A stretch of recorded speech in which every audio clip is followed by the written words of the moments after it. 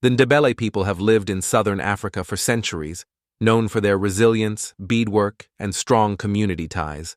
But among all their traditions, one stands out as unmistakable: the painting of homes.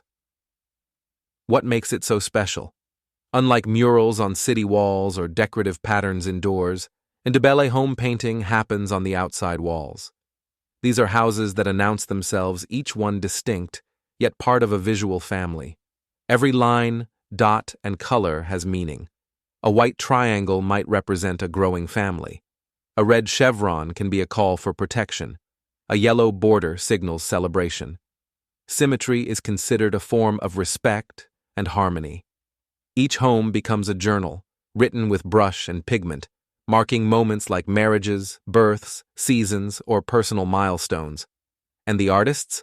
Almost always women, mothers, daughters, and grandmothers painting side by side. Women as architects of memory. In Ndebele tradition, art is not separate from life. From beadwork to clothing and wall murals, it is women who keep visual language alive. Painting a home isn't just an aesthetic choice, it's an act of identity and a form of silent storytelling. Girls are taught by watching their elders. There are no rulers, no stencils, just hands, memory, and an inherited instinct for color and space.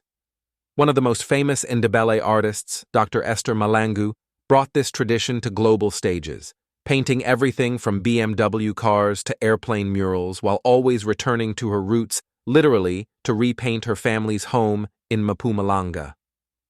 But even in villages less known to the world, like Kwamlanga or Boshuk, the walls continue to speak.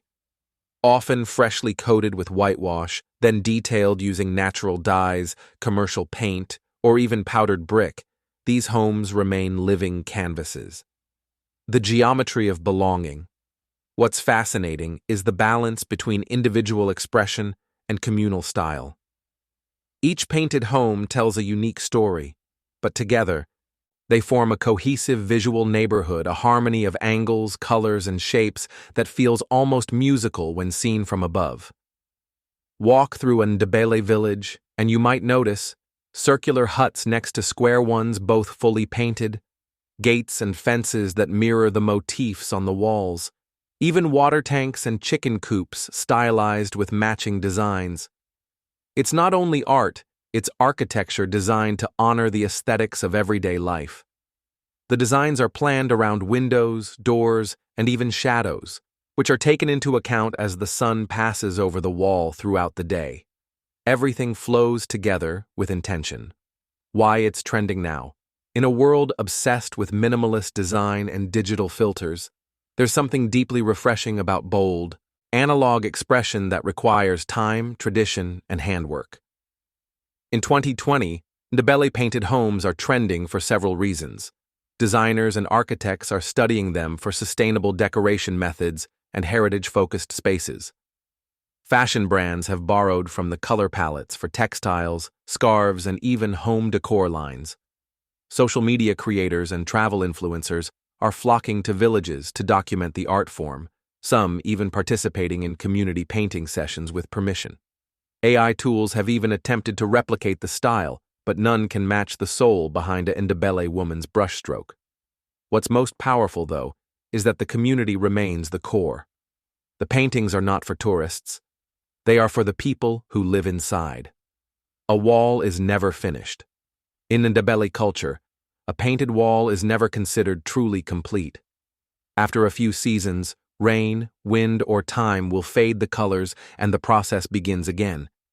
This is not a problem. It's part of the rhythm. It's how we speak to the ancestors, says Gogo Lindiwe, a grandmother in her 80s who still repaints her wall every year. We tell them, we're still here, we still make beauty.